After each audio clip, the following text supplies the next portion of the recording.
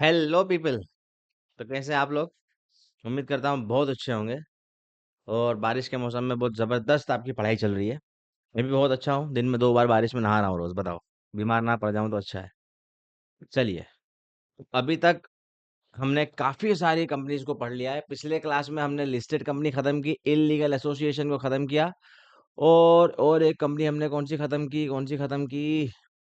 Dormant company हमने खत्म की। ठीक है, बहुत डिटेल्ड में उसका डिस्कशन हमने किया। मैं जब ये पूरा चैप्टर खत्म हो जाएगा तो एक रिवीजन लेक्चर भी पूरा लेके आऊंगा, जिसमें 3-4 घंटे में हम पूरा चैप्टर को कॉम्पैक्ट तरीके से रिवाइज कर लेंगे, ताकि आपको एग्जाम के पहले अगर कहीं पे कुछ देखना है तो सिर्फ वो लेक्चर देख लो, पूरा जो चैप्टर है वो दिमाग में। अच्छा, अब ये जो बस गिनी चुनी 2-3 कंपनीज बची है, यानी आज यूं समझ लो कि आज का लेक्चर, फिर कल का एक लेक्चर, तो उसमें हम सारी कंपनीज को खत्म कर देंगे। फिर जो लास्ट थर्ड लेक्चर होगा, यानी परसों जो लेक्चर होगा, उसमें मैं आपको पूरा मॉड्यूल दिखा दूंगा। जो भी गिने चुने बचे हुए टॉपिक्स होंगे वो मॉड्यूल से हम खत्म करेंगे, तो आपका सिलेबस ये वाला चैप्टर खत्म हो जाएगा। फिर फोर्थ लेक्चर पे जितने भी केस लॉज है, ये चैप्टर में अच्छे खासे केस लॉज है, तो वो सारे केस लॉज का एक लेक्चर लेके 2-2.5 घंटे में सारे केस लॉज हम डिस्कस कर लेंगे। तो यानी समझ लो आज से 4 क्लास है, ये क्लास और इसके बाद और 3 क्लास, जिसमें ये चैप्टर अपना बिल्कुल अच्छे तरीके से खत्म हो जाएगा। आइए, टाइप्स ऑफ कंपनीज की आज हमारी कौन सी क्लास है? टाइप्स ऑफ कंपनीज की मेरा ख्याल है 8 क्लास है, और ओवरऑल 9th क्लास है शायद। अगर मैं गलत नहीं हूँ तो, गलत भी होऊंगा तो क्या, अपने को तो पढ़ने से मतलब है। ठीक है, आज हम क्या क्या पढ़ेंगे? सबसे पहले हम पढ़ेंगे फॉरेन कंपनी, उसके बाद हम पढ़ेंगे बॉडी कॉर्पोरेट का डेफिनेशन, उसके बाद हम पढ़ेंगे क्या पढ़ा दूँ, और सेक्शन हेड कंपनी पढ़ लेंगे। चलो आज, ठीक है। आइए, सबसे पहले बात कर लेते हैं हम फॉरेन कंपनी की। ठीक है, सेक्शन 2 क्लोज 42। कौन सा सेक्शन है इसका? Section 2 close 42। कौन सा सेक्शन है? Section 2 close 42। पहले मैं आपको थोड़ा सा कॉन्सेप्ट बता दूं, फॉरेन कंपनी का कॉन्सेप्ट क्या है, कैसा है, फिर हम क्या लिखा है बैरेक्ट में वो पढ़ेंगे। समझ लीजिए, ये है यूएसए। ठीक है, यूएसए में एक कंपनी है, एप्पल इनकॉर्पोरेशन। ठीक है, ये यूएसए में एक कंपनी है, a company registered in USA. अब आप मेरे को बताइए कि ये जो कंपनी है एप्पल इंक,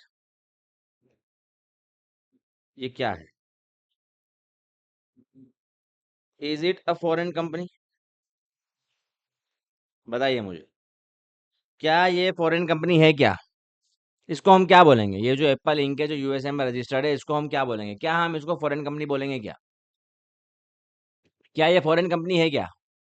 जल्दी बताइए, क्या ये फॉरेन कंपनी है? बिल्कुल नहीं। याद करिए, मैंने आपको बताया था, a company registered outside India is called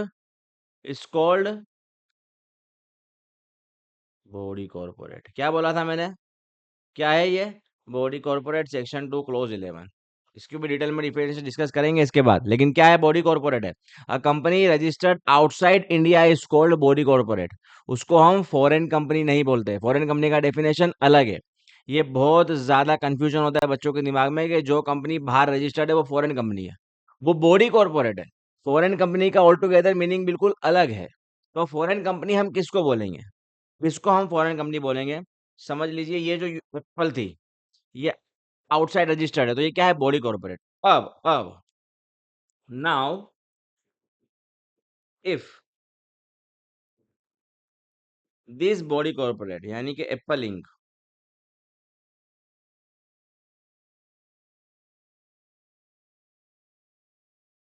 Apple incorporation opens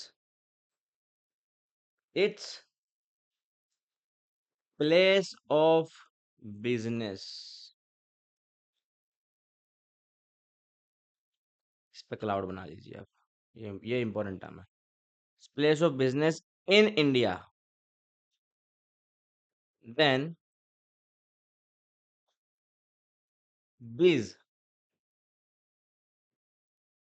place of business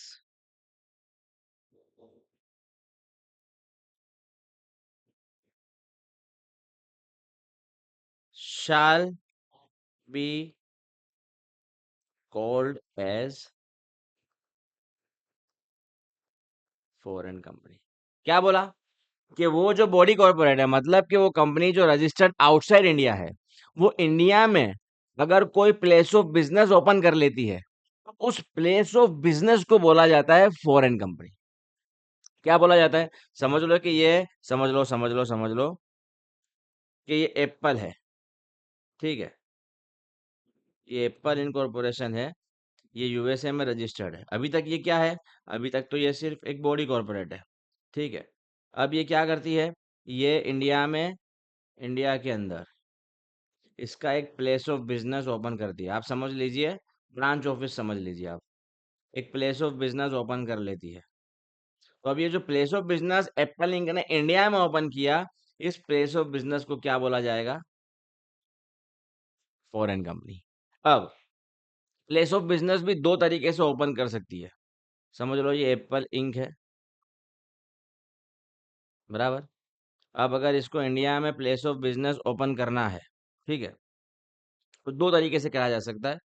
या तो ये ब्रांच ऑफिस ओपन कर लें यहाँ पर इंडिया में, और या तो फिर ये एक कंपनी ओपन कर ले रजिस्टर्ड अंडर कंपनीज एक्ट 2013। या तो इसने एक ब्रांच ऑफिस अपनी ओपन कर ली इंडिया में, या तो ये कैसे आ सकती है अपना प्लेस ऑफ बिजनेस लेके यहाँ पर, रजिस्टर्ड अंडर कंपनीज एक्ट 2013 में रजिस्टर करवा के। अब जब ये अपनी ब्रांच ऑफिस यहाँ पर ओपन करती है, तो उसको बोला जाता है फॉरेन कंपनी। और जब ये कंपनी रजिस्टर करवाती है अंडर कंपनीज एक्ट 2013, जब ये कंपनी ओपन करती है, तो इस कंपनी को क्या बोला जाता है? This Apple ink private limited, Apple India sorry private limited is called company under section 2 clause 20। ये था सेक्शन 2 क्लोज 42। समझ में आ रहा है? जब वो कंपनी यहाँ पर रजिस्टर करती है, हमने कंपनी की डेफिनेशन क्या पढ़ी थी सेक्शन 2 क्लोज 20 में?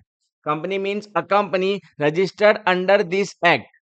अब अगर कोई कंपनी जो रजिस्टर्ड अंडर दिस एक्ट है, तो क्या हो जाएगा? वो 2 क्लोज 20 अप्लाई होगा, वो कंपनी बोली जाएगी। और अगर वो कंपनी के तौर पर रजिस्टर होकर इंडिया में नहीं आती, वो किसी और फॉर्म में अपना प्लेस ऑफ बिजनेस यहाँ पे खोलता है, तो उसको क्या बोलेंगे? Foreign company. सर दोनों में फर्क क्या है? क्यों हम इसको फॉरेन कंपनी बोल रहे हैं, क्यों उसको हम फॉरेन कंपनी नहीं बोल रहे, क्यों उसको कंपनी बोलने, क्या फर्क पड़ जाएगा? तो फॉरेन कंपनी पे कुछ लिमिटेड सेक्शंस है कंपनीज एक्ट के अंदर, वो अप्लाई होंगे। और जैसे ही कोई कंपनी है, तो कंपनी पे तो भाई पूरा कंपनीज एक्ट 2013 ही अप्लाई होगा।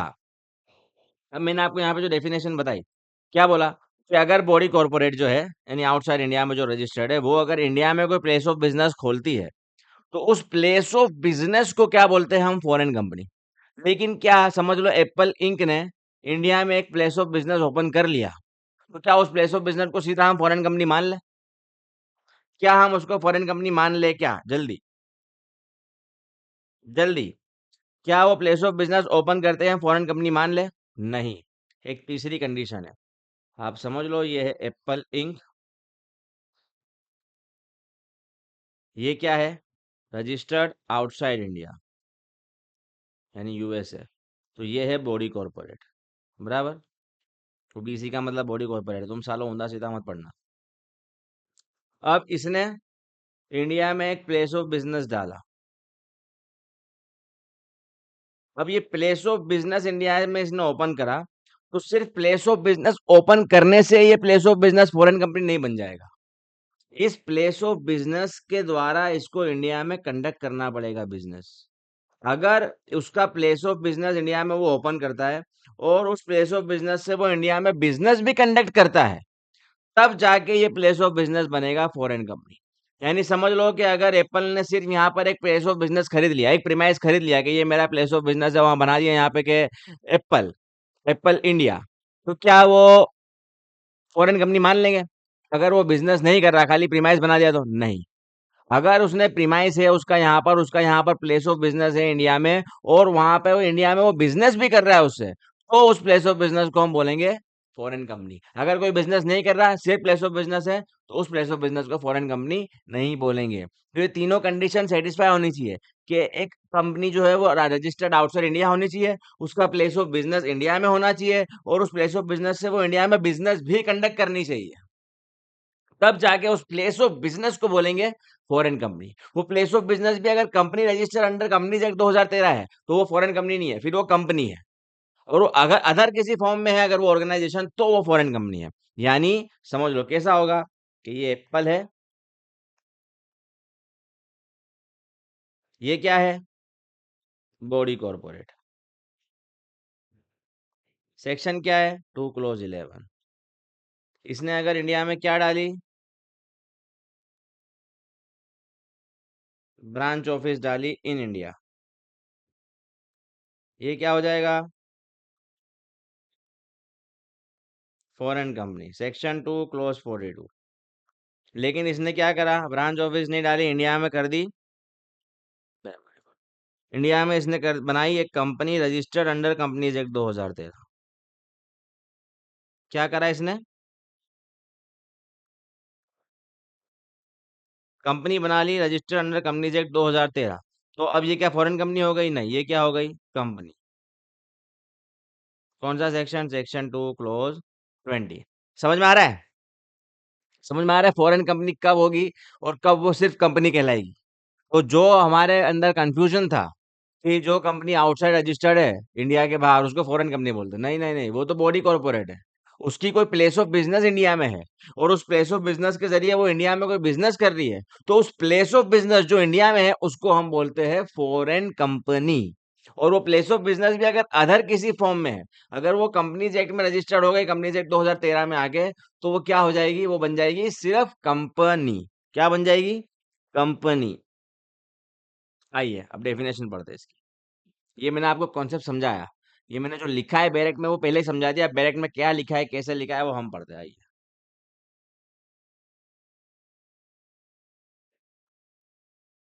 Foreign company, section 2 close 42। क्या लिखा है बैरेक्ट में,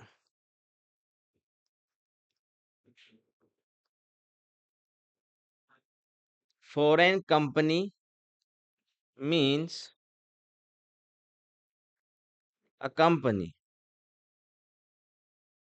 सही लिखता हूँ मैं, foreign company means a company, जल्दी बताओ सही लिखता हूँ क्या, जल्दी। ये तुम्हारे को एक आदत पड़ गई है, कोई भी मीन्स अ कंपनी, यहाँ पे मीन्स अ कंपनी नहीं आएगा, ये मैंने जानबूझ के लिखा ताकि तुमको मैं बता पाऊँ।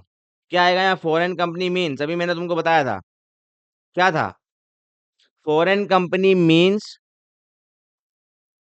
Any body corporate. क्या लिखना है हमको, any body corporate or company registered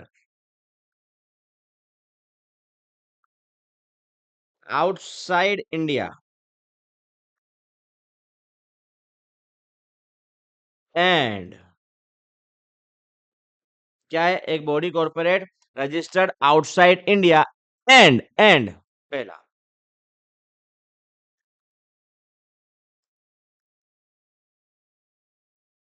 having a place of business in India either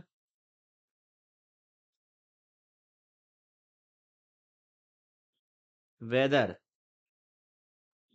bye itself or through agent, या तो खुद से है या एजेंट के द्वारा है, इन फिजिकल मोड यानी फिजिकली, और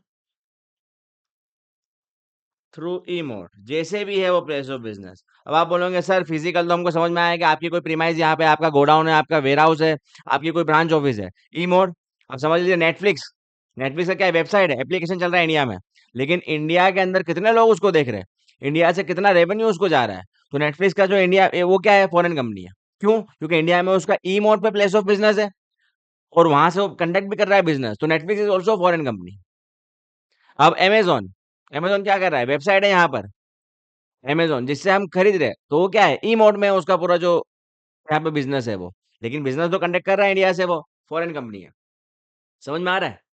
एप्पल, एप्पल के यहाँ पे स्टोर्स है, तो वो जो फिजिकली उसका जो है वो प्लेस ऑफ बिजनेस यहाँ पे है, जहां से वो बिजनेस कर रहा है इंडिया में, तो वो क्या है? फॉरेन कंपनी है। समझ में आया? तो having a place of business in India weather by itself, या तो खुद से और थ्रू एजेंट, या तो हमने कोई एजेंट रख दिया, या तो सीधा उसने एप्पल इंडिया खुद ही कंपनी खोल दी यहाँ पे, या तो उसने यहाँ पे इंडिया में कोई अच्छा डिस्ट्रीब्यूटर था जिसके पास मार्केट बहुत जबरदस्त एक्वायर किया हुआ था, उसको उसने एजेंट बना के यहाँ पे अपना काम कर लिया। तो either bye itself or through agent, और इन फिजिकल मोड और थ्रू और इन इलेक्ट्रॉनिक मोड, जिस भी तरीके से है उसका प्लेस ऑफ बिजनेस इंडिया में होना चाहिए। एंड क्या सिर्फ प्लेस ऑफ बिजनेस इंडिया में होने से काम चल जाएगा? नहीं, क्या लिखा है बीच में? लिखा है क्या? And conduct any business activity in India. Place of business तो इंडिया में है, और साथ में इंडिया में वो कोई बिजनेस एक्टिविटी भी कैरी आउट कर रहा है।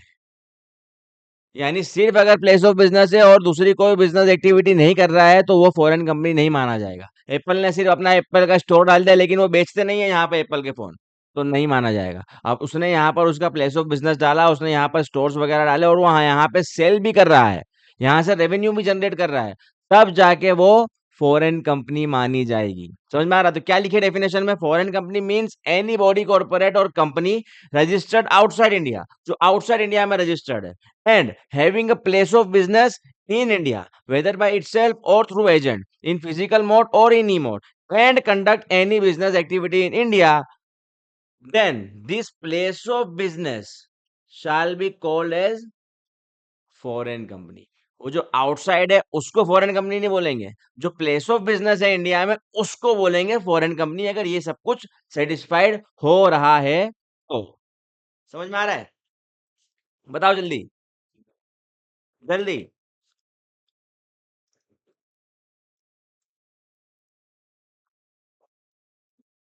जल्दी। आओ चार्ट फॉर्म में थोड़ा सा एनालिसिस करा दो इसका, ताकि एग्जाम के टाइम पे तुमको याद रहे।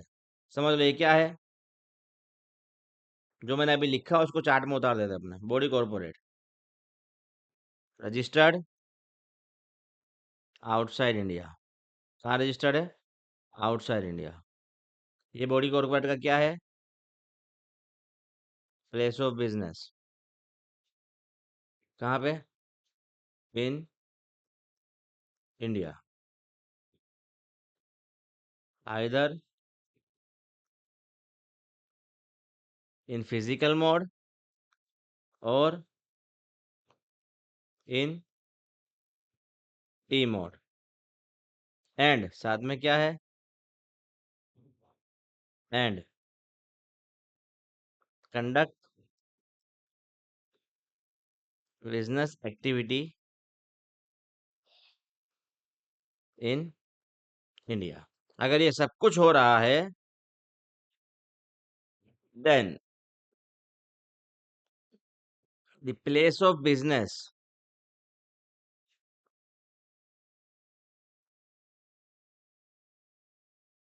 shall be called as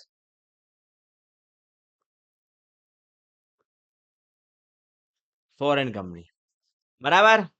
आ रहा है समझ में? बहुत डिटेल हमने ये डेफिनेशन का एनालिसिस करा है। पहले मैंने आपको कंसेप्ट बताया, फिर मैंने आपको बैरेट की लैंग्वेज लिखाई, फिर मैंने उसको वापस से चार्ट फॉर्म में आपको समझा दिया।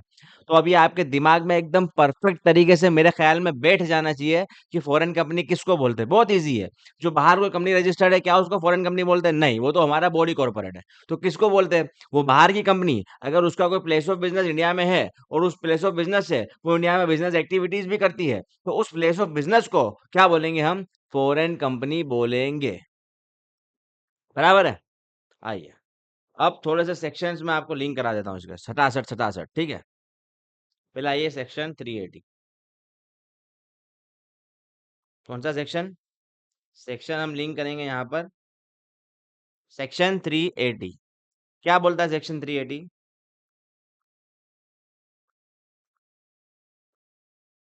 इट प्रोवाइड्स दैट सेक्शन 330 क्या बोलता है? ये बोलता है, it provides that the moment the moment body corporate has opened it's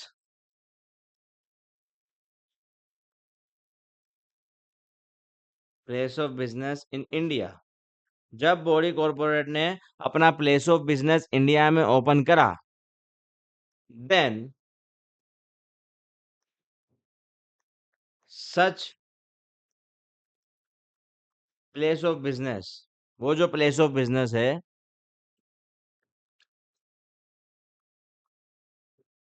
such place of business शाल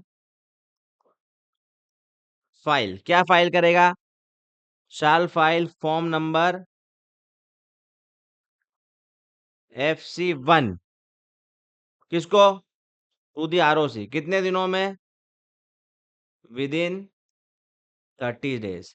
जिस दिन प्लेस ऑफ बिजनेस यहाँ पर एस्टैब्लिश किया, बॉडी कॉर्पोरेट ने ओपन किया इंडिया में, उसके 30 दिन के अंदर उस प्लेस ऑफ बिजनेस को ROC के साथ, ROC के पास क्या फाइल करना है? Form number FC1 along with following attachments, उसके साथ कुछ अटैचमेंट्स होने चाहिए। यानी फॉर्म FC1 के साथ और क्या क्या वो फाइल करेगा? यहाँ जो ROC की बात हो रही है, ये ROC का मतलब क्या है? CPC, मतलब सेंट्रल प्रोसेसिंग सेंट्रल, कहाँ पे है? दिल्ली में, बराबर, centre. Along with following attachments, कौन से फॉलोइंग अटैचमेंट्स फाइल करने पड़ेंगे FC1 फॉर्म के साथ? तो सबसे पहला, copy of MOA, memorandum of association, and AOA, article of association of body corporate registered outside India. वो जो बॉडी कॉर्पोरेट जो आउटसाइड इंडिया रजिस्टर्ड है, जिसका ये प्लेस ऑफ बिजनेस है इंडिया में, उस बॉडी कॉर्पोरेट का AOA MOA फाइल करना है हमको ROC के पास, FC1 के साथ अटैचमेंट में। बी, और क्या करना है? List of directors and company secretaries of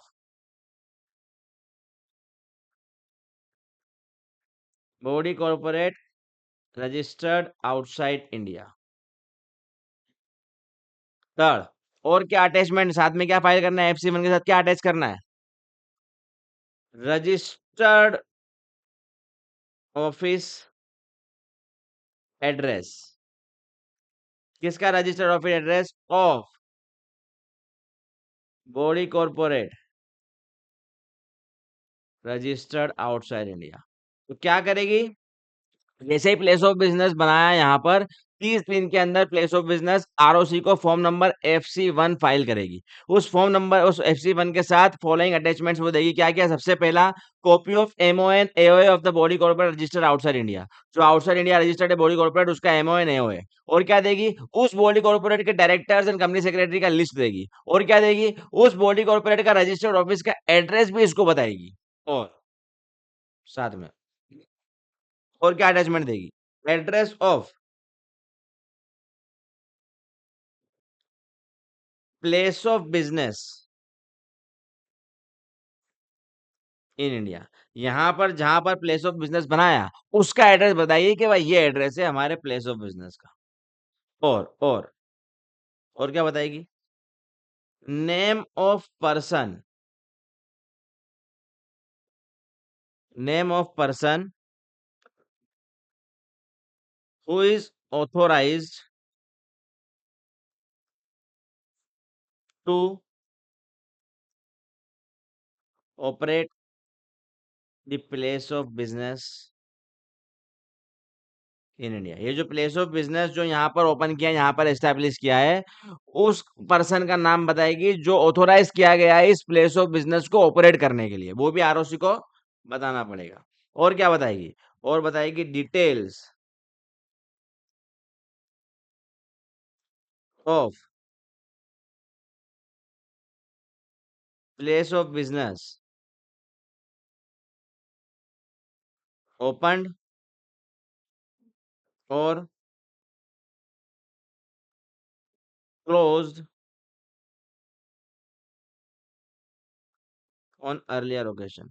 अगर अगर कोई प्लेस ऑफ बिजनेस पहले आपने इंडिया में ओपन किया था या जो ओपन किया था वो बंद हो गया है, अगर कोई ऐसा अर्लियर प्लेस ऑफ बिजनेस को ये अर्लियर ओकेशंस पे, तो वो भी आपको आरओसी को बताना पड़ेगा कि भाई पहले हमने ये ओपन किया था, अब वो क्लोज हो गया है।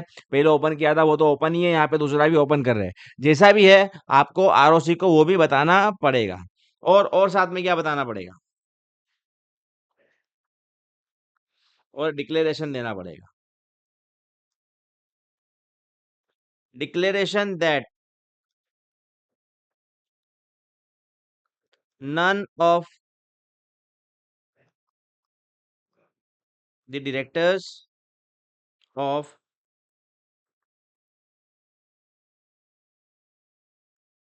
body corporate registered outside India or the authorized person of place of business in India are debarred from formation of company in India or abroad।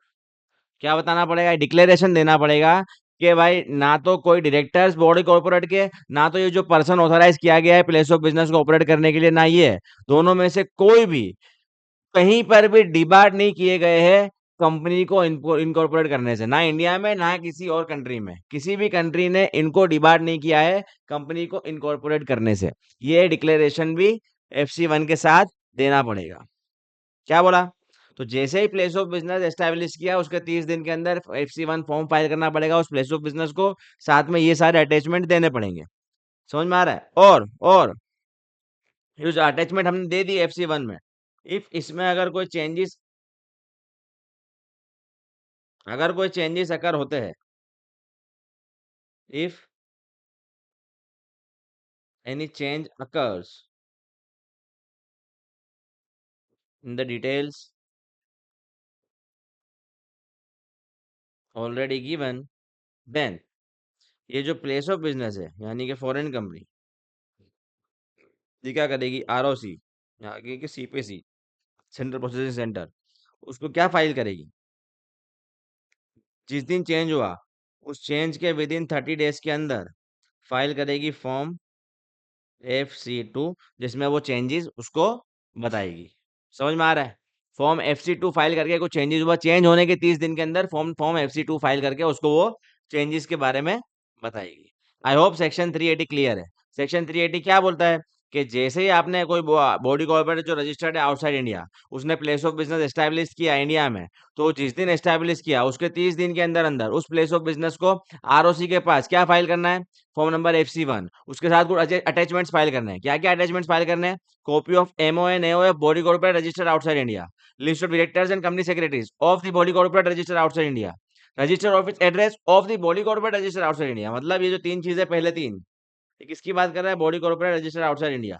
And address of place of business in India, name of person who is authorised to operate the place of business in India, details of the place of business open or close in earlier occasions, and the declaration that none of the directors of the body corporate registered outside India or the authorized person who is authorized to operate the place of business in India, nothing of these tools are debarred from incorporating a company by India और bye abroad. किसी ने भी इनको debarred नहीं किया है। तो ये चार किस ये तीन किसकी बात करता है? ये बात करता है प्लेस ऑफ बिजनेस यानी फॉरेन कंपनी की, और ये बात कर रहा है दोनों की। ठीक है? और अगर कोई चेंजेस अकर होता है, कोई चेंज करते हैं हम जो ऑलरेडी डिटेल्स दे दी है उसमें, तो फिर हमको FC2 फॉर्म फाइल करना है ROC के पास 30 दिन के अंदर। ठीक है? आइए अब हम बात करते हैं अकाउंट्स के बारे में, annual filings and financial statements of के बारे में ऑफ द फॉरेन कंपनी। तो अब यहाँ पे आप सेक्शन कर दीजिए लिंक, सेक्शन 381। कौन सा सेक्शन लिंक करेंगे हम? सेक्शन 381। क्या बोलता है सेक्शन 381? तो सेक्शन 381 बात करता है, बोलता है कि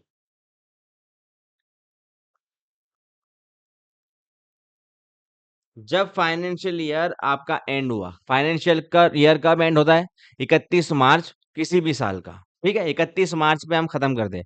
1 अप्रैल से वो शुरू होता है, अगले साल के 31 मार्च पे वो खत्म होता है। तो क्या बोलता है कि जब फाइनेंशियल ईयर एंड हुआ,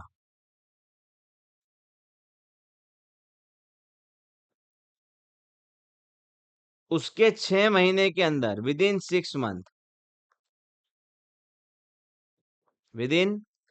मंथ, ये जो फॉरेन कंपनी है, इसको फाइल करना पड़ेगा अपना फाइनेंशियल स्टेटमेंट्स। किसके पास? आरओसी के पास। कौन से फॉर्म में? In form number FC3। Financial statements में क्या इंफॉर्मेशन होती है? फाइनेंशियल इंफॉर्मेशन होती है, उसकी बैलेंस शीट्स, उसका P&L अकाउंट, कितना रेवेन्यू आया, कितना एक्सपेंस हुआ, प्रॉफिट हो रहा है कि लॉस हो रहा है, एसेट्स कितने हैं, लायबिलिटीज कितने हैं, कैश फ्लो स्टेटमेंट्स वगैरह, तो सारी फाइनेंशियल इंफॉर्मेशन उसको फाइल करनी है। तो फॉरेन कंपनी को अपने फाइनेंशियल स्टेटमेंट्स कब फाइल करना है आरओसी के पास? तो जब फाइनेंशियल ईयर एंड हुआ, उसके 6 महीने के अंदर अंदर फॉर्म नंबर FC3 के अंदर उसको अपने फाइनेंशियल स्टेटमेंट्स आरओसी यानी सीपीसी को फाइल कर देने हैं। अब यहाँ पर एक और सेक्शन लिंक करिए, लिंक सेक्शन 384। कौन सा? सेक्शन 384। क्या बोलता है ये? सेक्शन 384 बात करता है कि ये जो एंड ऑफ फाइनेंशियल ईयर है, कि जब आपका फाइनेंशियल ईयर एंड हुआ, उसके विद इन 60 डेज में, फॉरेन कंपनी को क्या फाइल करना है? फाइल करना है एनुअल रिटर्न। किसको? आरओसी को। कौन से फॉर्म में? In form number FC4। क्या? 6 महीने के अंदर फाइनेंशियल स्टेटमेंट फाइल करना है, लेकिन जब फाइनेंशियल ईयर एंड हुआ उसके 60 डेज के अंदर, 60 डेज के अंदर उसको फॉर्म नंबर FC4 आरओसी को फाइल कर देना है, जिसको क्या बोलते हैं? Annual return. एनुअल रिटर्न में हम क्या इन्फॉर्मेशन देते हैं? Non financial information. Share holders कितने थे, पहले कितने थे, अभी कितने हुए, चेंज हो गए, तो सारी जो नॉन फाइनेंशियल इन्फॉर्मेशन है वो सारी हम बता दें। डायरेक्टर पहले 3 थे, अब 4 हो गए, 5 हो गए, वगैरह वगैरह, जो भी चेंजेस हुए नॉन फाइनेंशियल्स, वो एनुअल रिटर्न में बताई जाती है। तो हमको 60 दिन के अंदर फॉरेन कंपनी को with in 60 days of from end of the financial year form number FC4 file करना है, जिसमें वो एनुअल रिटर्न फाइल करेंगे, ठीक है। अब यहाँ पे बात आई है, तो मैं आपको एक एक्स्ट्रा नॉलेज के लिए बता दूं कि फॉरेन कंपनी जिस फॉर्म में फाइल करती है, तो इंडिया में हम कितनी टाइमलाइन में और कौन से फॉर्म में फाइल करते हैं। जो इंडियन कंपनी, जो नॉर्मल कंपनीज है, कंपनीज, ये एक्स्ट्रा नॉलेज है, इसका फॉरेन कंपनी से अभी कोई लेना देना नहीं है, लेकिन आप बेटर तरीके से लिंक कर पाओ इसलिए बता रहा हूँ। तो सेक्शन 137, कौन सा सेक्शन है? सेक्शन 137। ये कंपनी है, समझ लो, ये कंपनी का हो गया एनुअल जनरल मीटिंग। वहां पे क्या था? End of financial year. यहाँ पे कहाँ से देखना है हमको? एनुअल जनरल मीटिंग से। तो जब आपका एनुअल जनरल मीटिंग हुआ कंपनी का, उसके विद इन 30 डेज में कंपनी को क्या फाइल करना है? आरओसी के पास अपना फाइनेंशियल स्टेटमेंट फाइल कर देना है। कौन से फॉर्म में? In form number AOC4। Foreign company financial year and हुआ उसके 6 महीने के अंदर फाइल करना है, और इंडियन कंपनी जो नॉर्मल कंपनी है उनको क्या करना है? जब भी आपका एनुअल जनरल मीटिंग हुआ, या जब भी लास्ट डेट थी एनुअल जनरल मीटिंग की, उसके 30 दिन के अंदर आपको financial statement in form number AOC4 ROC को फाइल कर देना है। और दूसरा सेक्शन 92, ये क्या बोलता है? ये भी वही बात करता है। AGM, आपका एनुअल जनरल मीटिंग है, आरओसी है। जब आपका एनुअल जनरल मीटिंग हुआ, या जो लास्ट डेट थी एनुअल जनरल मीटिंग रखने की, उसके विद इन 60 डेज में, 60 दिन के अंदर आपको एनुअल रिटर्न फाइल कर देना है आरओसी को इन फॉर्म नंबर MGT7। तो जो कंपनीज होती है उनको अपना एनुअल रिटर्न और फाइनेंशियल स्टेटमेंट कब फाइल करना है? एजीएम के 30 दिन और 60 दिन। और फॉरेन कंपनीज को कब फाइल करना है? तो फाइनेंशियल स्टेटमेंट फाइल करना है end of the financial year से 6 महीने के अंदर इन फॉर्म नंबर FC3, और एनुअल रिटर्न फाइल करना है end of the financial year से 60 डेज के अंदर इन फॉर्म नंबर FC4। तो ये जो है ये एक्स्ट्रा नॉलेज है। ये अगर आप नहीं लिखेंगे तो भी चलेगा, ये सिर्फ मैंने आपको दोनों को एक साथ पढ़ाने के लिए पढ़ा दिया। और जब हम फाइनेंशियल स्टेटमेंट्स आएंगे कंपनी के पढ़ने पे, जो अलग से ऑल टुगेदर अलग चैप्टर में आगे दिया हुआ है, तो डिटेल्ड में डिस्कशन करेंगे। ये तो मैंने आपको यहाँ पर आया तो बता दिया, ठीक है। अब हम एक और सेक्शन लिंक करते हैं। आप लिंक करो सेक्शन 379। सेक्शन 379 क्या बोलता है? अच्छा सेक्शन हो ये। सेक्शन 379 बोलता है कि ये जो फॉरेन कंपनी है, कौन सा सेक्शन है फॉरेन कंपनी का?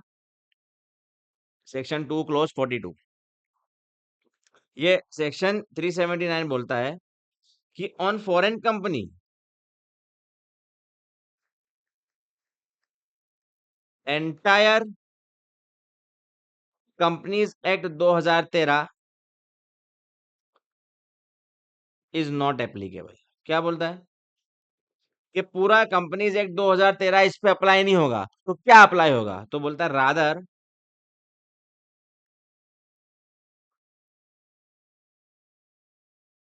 there are few sections only. There are few sections only which are applicable to foreign company. कौन से है वो फ्यू सेक्शंस? तो वो सेक्शंस है सेक्शन 380 से लेके सेक्शन 386 तक एंड सेक्शन 392 एंड सेक्शन 393। तो कुल मिला के कितने सेक्शन इस पे अप्लाई होते हैं? 380 से 386 यानी कि 6 सेक्शंस, और 92 एंड 93 कुल मिला के 8 सेक्शंस अप्लाई होते हैं फॉरेन कंपनी पे। पूरा के पूरा कंपनीज एक्ट अप्लाई नहीं होता है। इसलिए मैंने आपको वहां बताया था कि company registered under companies act हो गई तो वो क्या बन जाएगी? कंपनी, ना कि फॉरेन कंपनी।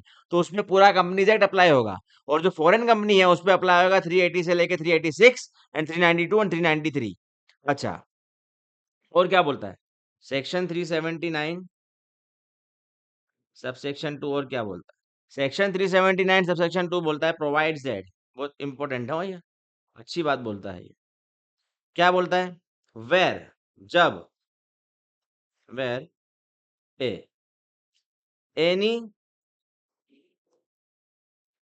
इंडियन सिटीजन और सेकंड एनी इंडियन कंपनी और third any Indian body corporate. Body, आप बोलोगे सर आपने तो बोला था body corporate is company registered outside India, तो यहाँ बॉडी कॉर्पोरेट की बात क्या कर रहे हैं? यहाँ पे बॉडी कॉर्पोरेट का मतलब है स्टेट्यूटरी कॉर्पोरेशन। मैं आपको जब पूरी बॉडी कॉर्पोरेट की डेफिनेशन बताऊंगा तो आपको मालूम चलेगा कि क्या है बॉडी कॉर्पोरेट। तो ये बात हो रही है स्टेट्यूटरी कॉर्पोरेशंस की, जो भी आपके स्पेशल एक्ट के अंदर जो रजिस्टर्ड है, एनी इंडियन बॉडी कॉर्पोरेट। और फोर्थ, कंबाइनिंग ऑल दिस, ये सारे तीनों मिल के क्या बोलता है? वेर एनी इंडियन सिटीजन्स और एनी इंडियन कंपनी और एनी इंडियन बॉडी कॉर्पोरेट और all three together combining holds 50% और more of paid up share capital of a foreign company. जो फॉरेन कंपनी है यानी वो बॉडी कॉर्पोरेट का जो प्लेस ऑफ बिजनेस इंडिया में है, उस प्लेस ऑफ बिजनेस का यानी उस फॉरेन कंपनी का अगर कोई इंडियन सिटीजन या कोई इंडियन कंपनी या कोई इंडियन बॉडी कॉर्पोरेट या फिर ये तीनों मिलके या कोई दो मिलके या अकेला या दोनों मिलके या तीनों मिलके अगर अगर 50% या उससे ज्यादा paid up share capital hold करते हैं इस फॉरेन कंपनी में, देन तो such foreign company shall be deemed as company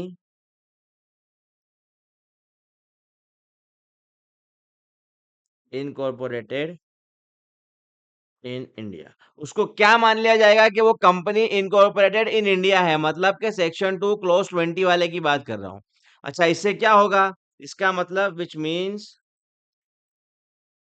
अब उस पे वो सेक्शंस नहीं लगेंगे, सेक्शन 380 से लेके 386 एंड 392 393 नहीं। अब उस पे लगेगा पूरा के पूरा कंपनीज एक्ट 2013। समझ में आया कि अगर कोई ऐसी फॉरेन कंपनी है जिसके 50% और मोर पेड अप शेयर कैपिटल किसने होल्ड करके रखे, या तो इंडियन सिटीजन ने, या इंडियन कंपनी ने, या इंडियन बॉडी कॉर्पोरेट ने, या तीनों ने मिलके कुल मिला के 50% या उससे ज्यादा paid up share capital hold करे हैं, तो उस फॉरेन कंपनी को मान लिया जाएगा कि वो इंडियन कंपनी है। डीम्ड उसको करेंगे कि वो इंडियन कंपनी है और उस पर फिर सारे कंपनीज एक्ट के प्रोविजंस लगेंगे। I hope I am clear. I hope we are clear. बताइए। मैं उम्मीद कर रहा हूँ बहुत जबरदस्त तरीके से आपको फॉरेन कंपनी के कंसेप्ट जो है वो मैंने समझा दिया है। Are we clear? ठीक है। तो क्यों जब उसको फॉरेन कंपनी नहीं मान रहे तो उस पर क्या लग जाएगा? पूरा कंपनीज एक्ट 2013। समझ में आ रहा है? आइए अब एक और डेफिनेशन करते हैं।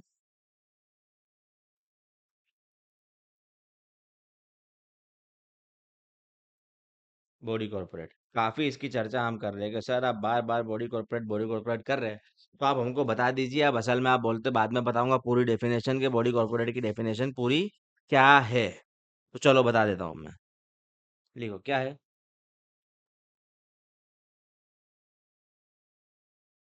बॉडी कॉर्पोरेट इंक्लूड्स, क्या वर्ड लिखा है मैंने? इंक्लूड्स। क्या लिखा है? इंक्लूड्स। इंक्लूड्स मतलब इंक्लूसिव डेफिनेशन है। मैंने आपको पहली क्लास में बताया था, फिर से बता दे रहा हूँ। दो तरह की डेफिनेशन होती है, inclusive definition, exhaustive definition. Inclusive definition मतलब ऐसी डेफिनेशन कि जो लिखा है वो तो है ही, उसके अलावा भी कुछ हो सकता है, मतलब इंक्लूड किया जा सकता है। कौन इंक्लूड कर सकता है? तो नोटिफिकेशन के द्वारा जो एमसीए वगैरह है वो इंक्लूड कर देगा, या फिर कहीं केस केस चला गया, तो डिस्प्यूट हो गया कि भाई इसको मानना चाहिए कि नहीं मानना चाहिए, और कोर्ट ने बोल दिया कि ठीक है यहाँ पे इंटरप्रिटेशन करके कि इसको भी मानना चाहिए, तो ये इंक्लूसिव डेफिनेशन है। जो है वो तो है ही, और भी हो सकता है। और जहां पर कोर्ट लॉ मेकर यूज करता है वर्ड मीन्स, मतलब कि वो एग्जॉस्टिव डेफिनेशन है, मतलब कि फर्दर इंटरप्रिटेशन की उसमें गुंजाइश नहीं है। जो लिख दिया गया है वही पत्थर की लकीर है, वही है बस। अगर वो गलत है तो भी वही है, वो सही है तो भी वही है। जो लिख दिया है वही है, उससे ज्यादा कुछ हो पाएगा नहीं। वो है एग्जॉस्टिव डेफिनेशन। जो है वही है। इंक्लूसिव में जो है वो तो है ही, वो तो है ही, कुछ और भी हो सकता है। क्या? वो डिसाइड करने वाले लोग हैं, वो करेंगे। ठीक है। तो body corporate includes company incorporated outside India. क्या बोलता है? Body corporate includes company incorporated outside India. ये तो अभी तक हम पढ़ते आए, यही पढ़ता है ना अभी तक, कि जो आउटसाइड इंडिया है इनकॉर्पोरेट जो कंपनी है उसको क्या बोलेंगे? Body corporate. तो इट इंक्लूड्स है, यानी वो चीज को भी ये इंक्लूड करता है, तो यानी और भी हो सकता है। मतलब जो कंपनी इंडिया में इनकॉर्पोरेट है वो भी बॉडी कॉर्पोरेट आएगा, उसके बारे में आएगा। But does not include, does not include पहला cooperative society and second any other body corporate other than, bracket में लिखो, other than company, other than company, other than company मतलब कि सेक्शन 2 क्लोज 20 की ये बात कर रहा है। ब्रैकेट बंद, S specified by central government. क्या बोलता है? Body corporate includes a company incorporate outside India. जो आउटसाइड इंडिया कंपनी इनकॉर्पोरेट है उसको क्या बोलेंगे? Body corporate. उसको इंक्लूड करता है, बट डज नॉट इंक्लूड। किस चीज को इंक्लूड नहीं करता? Cooperative society and any other body corporate other then the company. मतलब कंपनी को छोड़ के और कोई भी बॉडी कॉर्पोरेट जिसको सेंट्रल गवर्नमेंट स्पेसिफाई कर दे हुए, वो भी इसमें इंक्लूड नहीं होगी। क्या अभी तक सेंट्रल गवर्नमेंट को स्पेसिफाई किया है? नहीं, सिवाय कोऑपरेटिव सोसाइटी के और कुछ स्पेसिफाई नहीं किया है। अब यहाँ पे जो लिखा है कि any other body corporate other than company, मतलब सेंट्रल गवर्नमेंट कंपनी को भी कभी स्पेसिफाई नहीं कर पाएगी कि उसको बॉडी कॉर्पोरेट नहीं बोलना है। Company shall always be a body corporate. समझ में? इंक्लूसिव डेफिनेशन है। तो जो आउटसाइड इंडिया रजिस्टर्ड है वो तो बॉडी कॉर्पोरेट है ही, जो इंडिया में है वो भी बॉडी कॉर्पोरेट है। कौन सी कंपनी? सेक्शन 2 क्लोज 20 वाली, जो रजिस्टर्ड अंडर कंपनीज एक्ट है। फिर जो स्टेट्यूटरी कंपनीज है, जो रजिस्टर्ड अंडर स्पेशल एक्ट है, वो भी बॉडी कॉर्पोरेट है। एलएलपी वो भी बॉडी कॉर्पोरेट है। अच्छा, कोऑपरेटिव सोसाइटी क्या है? वो बॉडी कॉर्पोरेट है कि नहीं है? जल्दी। क्यों? मेरा सवाल है आपसे, क्यों लॉ मेकर ने why cooperative society is not a body corporate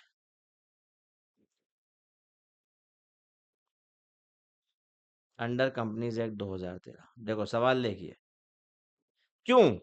क्यों कोऑपरेटिव सोसाइटी बॉडी कॉर्पोरेट नहीं है अंदर कंपनीज एक्ट 2013? जल्दी। क्योंकि जो कोऑपरेटिव सोसाइटी है, it is a body corporate.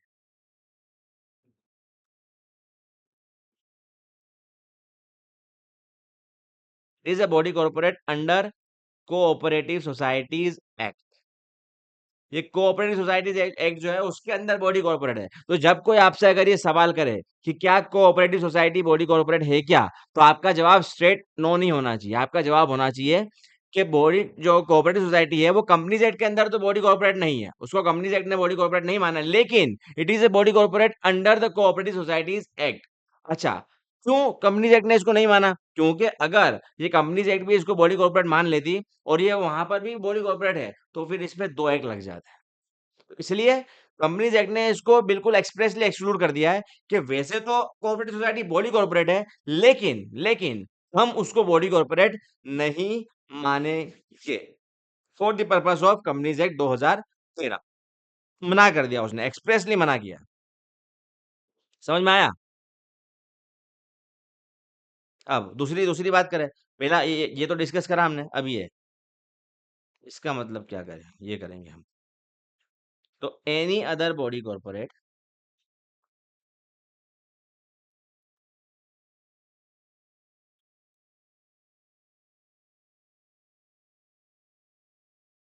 Other than company, company as defined under section 2 clause 20 of this act. ये bracket में आ गया,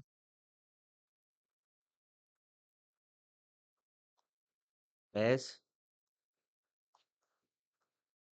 specified by central government.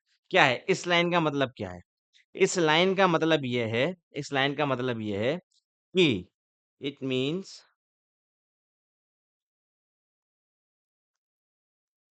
That the company under section 2 clause 20 shall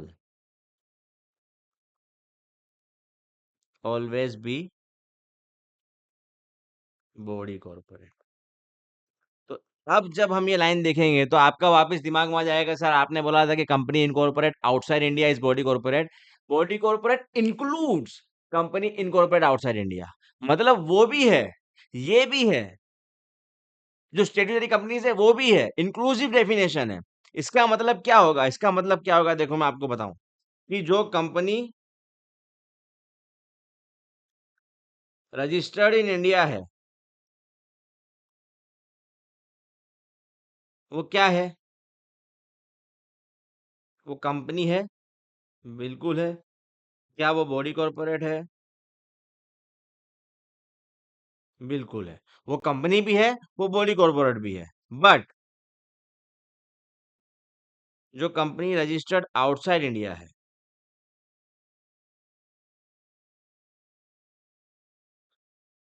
क्या वो company है? नहीं। क्या वो बॉडी कॉर्पोरेट है? बिल्कुल। वो क्या है? It is a body corporate. वो कंपनी नहीं है, it is a body corporate. इससे इससे अगर हम डिराइव करें तो क्या डिराइव होता है? इससे एक चीज डिराइव होती है, that every company is a body corporate, but